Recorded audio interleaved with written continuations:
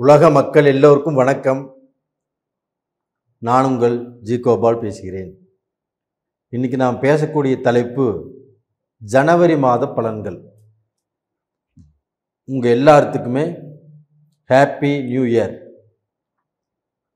அப்போ இந்த வருடம் பிறக்கும்போது நம்ம மனசுக்குள்ளே என்ன ஆசைகள் வரும், இல்லை நம்மளுக்கு இருக்கக்கூடிய அந்த குறைபாடுகள் ஆகப்பட்டது நிவர்த்தி ஆகணும் அப்படின்னு நினைப்போம்.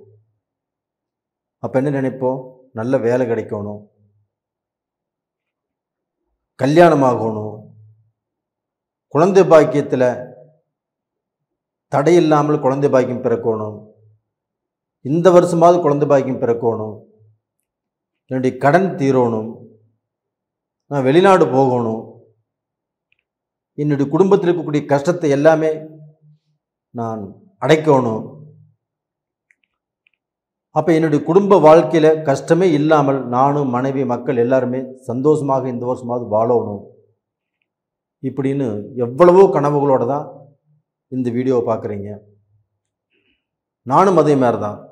நீங்கள் என்னென்ன கனவுகள் வாழ்க்கையில் நல்லா இருக்கும்னு நினைக்கிறீங்களோ நானும் அப்படித்தான் நினைக்கிறேன்.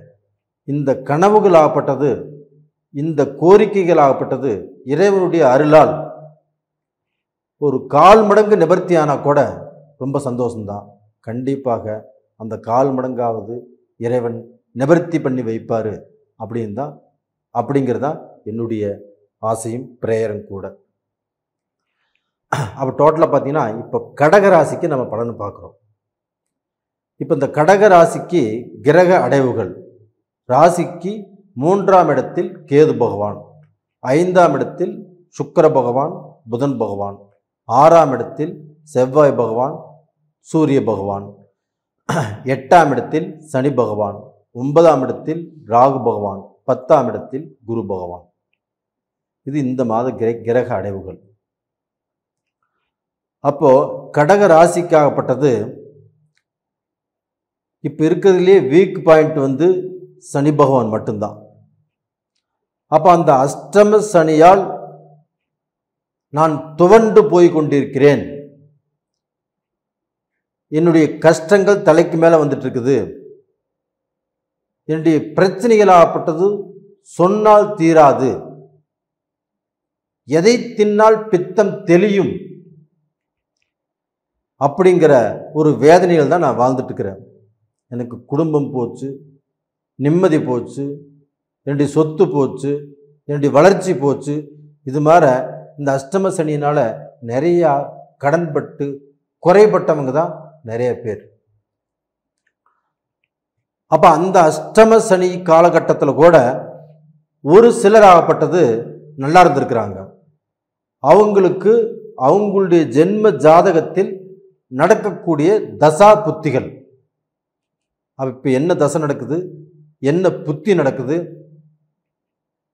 அதை நீங்கள் செக் பண்ணிக்கோங்க. அப்போ உங்கள் ஜாதகத்தை என்ன தசை என்ன புத்தி நடக்குது நீங்கள் செக் பண்ணிட்டீங்கன்னா கண்டிப்பாக நீங்கள் அதை பார்த்து அதை உணர்ந்து நடந்துக்குவீங்க. ஒரு டைம் நல்ல டைமாக கூட இருக்கலாம், நல்ல புத்தியாக கூட இருக்கலாம். அதை என்ன ஏதுன்னு ஃபஸ்ட்டு ஒரு முறை பார்த்துக்கிறது உங்களுக்கு நல்ல விஷயம். இது போக பார்த்தீங்கன்னா கடகராசிக்கு 5ஆம் இடத்துல சுக்கிர பகவான் இருக்கிறாங்க. இந்த 5ஆம் இடத்தில் இருக்கக்கூடிய சுக்கிர பகவான் ஆகப்பட்டது, 5ஆம் இடத்துல சுக்கிர பகவான் இருப்பது யோகம். அந்த சுக்கிர பகவானால கண்டிப்பாக இவங்க எதிர்பார்த்த காரியங்கள், நினைத்த காரியங்கள், அப்போ இவங்க கடன் பட்டிருக்கிறாங்க, கஷ்டப்பட்டிருக்கிறாங்க, அந்த கஷ்டத்திலிருந்து விடுதலை ஆகணும், இவங்க நினைச்சது நடக்கணும், இவங்களுக்கு வேலை கிடைக்கணும் அப்படின்னு நினச்சாங்கன்னா கண்டிப்பாக கிடைக்கிறதுக்கு வாய்ப்பு இருக்கிறது. அதே சமயத்தில் அந்த புதனும் 5ஆம் இடத்தில் இருக்கிறாங்க. அந்த புதன்னாலையும் படிப்பு நல்லா இருக்கும். அப்போ அந்த படிப்பு நல்லா வரும், அரியர்ஸ் இருந்தாலும் அதுவும் நல்லா வரும். ஆனால் அதே சமயத்தில் ஒரு கோர்ஸ் எடுக்க போகிறாங்கன்னா அந்த கோர்ஸில் என்ன கோர்ஸ் எடுக்கிறது அப்படிங்கிற குழப்பங்கள் உருவாகும். அப்போ அவங்களுக்கு வேண்டப்பட்ட அந்த குருமார்களை அவங்களுடைய ஆலோசனை கேட்பது நல்லது. அதுவும் அந்த ஜனவரி 7ஆம் தேதியே அந்த குரு பகவானும் பெயர்ச்சியாகி தனுசுக்கு வந்துடுறாங்க. அப்போ அந்த தனுசை வந்து பார்க்க போனால் சுக்கிர பகவானும் பெயர்ச்சியாகி தனுசுக்கு வந்துடுவாங்க. அப்போ இந்த 4 கிரகங்கள் ஆகப்பட்டது செவ்வாய், சூரியன், புதன், சுக்கிரன், இந்த 4 கிரகங்கள் ஆகப்பட்டது தனுசுல ஒன்று சேரும்போது இந்த 4 கிரகத்தையும் குரு பகவான் பார்க்கிறார். அப்போ அந்த குரு பகவான் பார்க்கறதுனால இந்த 4 கிரகங்களும் மீண்டும் வலுவடைகிறது. அப்போ அந்த சூரியன் ஆகப்பட்டது உங்களுக்கு தனகாரகன். அப்போ அந்த தனகாரகனை உங்களுக்கு வந்து பார்க்க போனால் அந்த குரு பார்க்குறாங்க. அப்போ அந்த குரு பார்க்கும்போது அந்த தனமாகப்பட்டது ஏதாவது ரூபத்தில் நம்மளுக்கு வந்துடும். கடன் அடைக்கிறக்கோ, இல்லை நம்ம குடும்ப சூழ்நிலைகளை நம்ம ரொட்டேஷன் பண்ணுறக்கோ, இல்லை ஒருத்தர்கிட்ட நம்ம பதில் சொன்னால் கேட்டுக்கிறக்கோ, நம்ம சில பிரச்சனைகளிலிருந்து தப்பிப்பதற்குண்டான வாய்ப்புகளை அந்த குரு பகவான் சூரியனை பார்க்கறதுனால அந்த அமைப்பு நம்மளுக்கு வந்துடுது. அது போக பார்த்தீங்கன்னா செவ்வாய் பகவான் உங்களுக்கு 5ஆம் இடத்து அதிபதி, 10ஆம் இடத்து அதிபதி, அந்த செவ்வாய் பகவானையும் குரு பார்க்கிறார். அப்போ அந்த செவ்வாய் பகவானால உங்களுக்கு வந்து பார்க்க போனால் வரக்கூடிய பிரச்சனைகள் ஆகப்பட்டது வராத அளவுக்கு பார்த்துக்கும். அப்போ 8ஆம் இடத்துல அஷ்டம சனியே உங்களுக்கு வந்து பிரச்சனையை கொடுக்கறதாக இருந்தாலும் இந்த குரு பார்வையை வாங்கின அந்த செவ்வாய் பகவான் ஆகப்பட்டது உங்களுக்கு எந்த ரூபத்திலையும் கஷ்டத்தை கொடுக்க மாட்டார். அப்போ அந்த செவ்வாயும் புதனும் ஒரு இடத்துல இருக்கிறதுனால 3ஆம் இடத்து அதிபதி புதன் பகவான், உங்களுக்கு 5ஆம் இடத்து அதிபதி செவ்வாய் பகவான் ஆகப்பட்டது உடம்புல வீரத்தை கொடுத்து, தைரியத்தை கொடுத்து, தன்னம்பிக்கை கொடுத்து, ஏதாவது ரூபத்தில் உங்களுக்கு இருக்கக்கூடிய பிரச்சனைகளை சால்வ் பண்ணக்கூடிய அளவுக்கு ஒரு தெம்பு, ஒரு தைரியம் எல்லாமே வந்துடும். இந்த புதன் பகவானுங்கிறது ஒரு வியாபாரம், ஒரு பிஸ்னஸ், அதில் ஜெயிக்கிறதுக்குண்டான வழியை பார்ப்பாங்க அந்த புதன். அப்போ அந்த புதனுக்கு வந்து பார்க்க போனால் ஒரு திறமை, ஒரு தன்னம்பிக்கை, ஒரு தைரியம், ஏதாவது ரூபத்தில் நம்ம ஜெயிச்சிடணும், சம்பாரிச்சிடணும், சாதிச்சிடணும், அவங்க கடனை கட்டிடணும், அவங்க கேட்க முன்னாடி கொடுத்துடணும், இப்படிங்கிற ஒரு பலம் வந்துடும். அப்போ இதனுடைய ஒரு அனுகிரகத்தினால கண்டிப்பாக நீங்கள் நல்லா இருக்க போகிறீங்க. இந்த சனி பகவான் அஷ்டமஸ்தானத்தில் இருந்துட்டாலுமே அந்த சனி பகவானுடைய தொல்லைகள் ஒரு புறம் இருந்தாலும் உங்களுக்கு குரு பார்க்க கோடி நன்மை. குரு பார்க்கக்கூடிய இடத்துக்கு வந்து 1000 புண்ணியங்கள் கிடைக்குன்னு சொல்லுவாங்க. அப்போ டோட்டலாக பார்த்தீங்கன்னா செவ்வாய், சூரியன், புதன், சுக்கிரன் எல்லாத்தையுமே குரு பார்த்துட்டாரு. அந்த சுக்கிரன் ஆகப்பட்டது உங்களுக்கு 4ஆம் இடத்து அதிபதி. அப்போ 4ஆம் இடம்னா என்ன? வண்டி வாகனம், சொத்து சம்பந்தப்பட்டது, வீடு சம்பந்தப்பட்டது, ஒரு வீட்டை விட்டு இடம் மாறி போகலான்னு நினைக்கிறது, ஒரு வீடு வாங்கலான்னு நினைக்கிறது, ஒரு இடம் வாங்கலான்னு நினைக்கிறது, இது கண்டிப்பாக ஏதாவது ரூபத்தில் நடக்கிறதுக்கு வாய்ப்பு இருக்குது. அப்போ இது மாதிரி நம்மளுக்கு வந்து ஒரு நல்ல நேரகாலங்களாகப்பட்டது இருக்கிறதுனால அஷ்டம சனியின் தொந்தரவுகள் நம்மளுக்கு ஒரு பக்கம் கொஞ்சம் கம்மியாகும். மற்ற கிரகங்களாகப்பட்டது வலுப்பெறுவதால் அந்த வலுப்பெற்ற கிரகங்களுடைய பலன் நம்மளுக்கு கிடைக்கும். அதே மாதிரி பார்த்தீங்கன்னா இந்த ராகு பகவான் 9ஆம் இடத்துல இருக்கிறாங்க. அப்போ இந்த 9ஆம் இடத்துல இருக்கக்கூடிய அந்த ராகு பகவான் ஆகப்பட்டது உங்களுக்கு ஏதாவது ரூபத்தில் ஒரு நல்ல பலனை கொடுப்பாங்க. ஒரு பூர்வீகத்தில் இருக்கக்கூடிய பிரச்சனைகளை தீர்த்து வைப்பாங்க. பூர்வீகத்தில் இருக்கக்கூடிய கடன் தீரும். பூர்வீகத்தில் இருக்கக்கூடிய அந்த சொத்து சுகம் பிரச்சனைகளாகப்பட்டது கண்டிப்பாக தீரும்.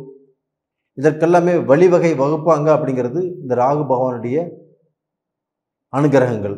அப்போ இந்த ராகு பகவான் ஆகப்பட்டது உங்களுக்கு 9ஆம் இடத்துல இருந்து எந்த பிரச்சனையையும் உருவாக்கி தரமாட்டார். நல்லது தான் செய்வார், கெட்டதை செய்ய மாட்டார். கெட்டதை செய்வதற்குண்டான சூழ்நிலையும் உருவாக்கி தரமாட்டார். அப்போ அந்த குரு பகவான் ஆகப்பட்டது அந்த கேது பகவான் ஆகப்பட்டது கடகராசிக்காரங்களுக்கு 3ஆம் இடத்துல இருக்குது. அப்போ இந்த கேது 3ஆம் இடத்துல இருக்கிறதுனால இந்த மாதிரி காலகட்டத்தில் உங்களுக்கு வந்து பார்க்க போனால் தெய்வத்து மேலே ஈடுபாடு வரும். விநாயகரை கும்பிடணுங்கிற எண்ணங்கள் உருவாகும். அதிகமாக வந்து பார்க்க போனால் தெய்வ நம்பிக்கைகள் வரும். நீங்கள் எவ்வளோ கஷ்டங்கள் வந்தாலும் தெய்வத்தை கும்பிட்டுருப்பீங்க. அப்போ அந்த 3ஆம் இடத்தில் இருக்கக்கூடிய கேதாகப்பட்டது உங்களுடைய கஷ்டங்களை கண்டிப்பாக குறைத்து வைத்து உங்களை அழகு பார்ப்பார் அப்படிங்கிறான். அப்போ இந்த கடகத்தில் பிறந்தவங்க பூச நட்சத்திரம், ஆயிலி நட்சத்திரம், இந்த நட்சத்திரத்தில் பிறந்தவங்க, இந்த ஆயிலி நட்சத்திரத்தில் பிறந்திருக்காங்க வச்சுக்கோங்களேன். ஆயிலி நட்சத்திரம் புதனுடைய நட்சத்திரம். அந்த புதன் பகவான் 5ஆம் இடத்துல இருக்கிறாங்க. அப்போ அந்த 5ஆம் இடத்துல இருக்கக்கூடிய அந்த புதனுடைய அனுகிரகமும் 6ஆம் இடத்துல குரு பார்வை வாங்கின அந்த புதனுடைய அனுகிரகமும் கண்டிப்பாக கடகராசிக்காரங்களுக்கு நல்லது செய்யும். அதுபோக அந்த பூச நட்சத்திரம் சனி பகவானுடைய நட்சத்திரம்.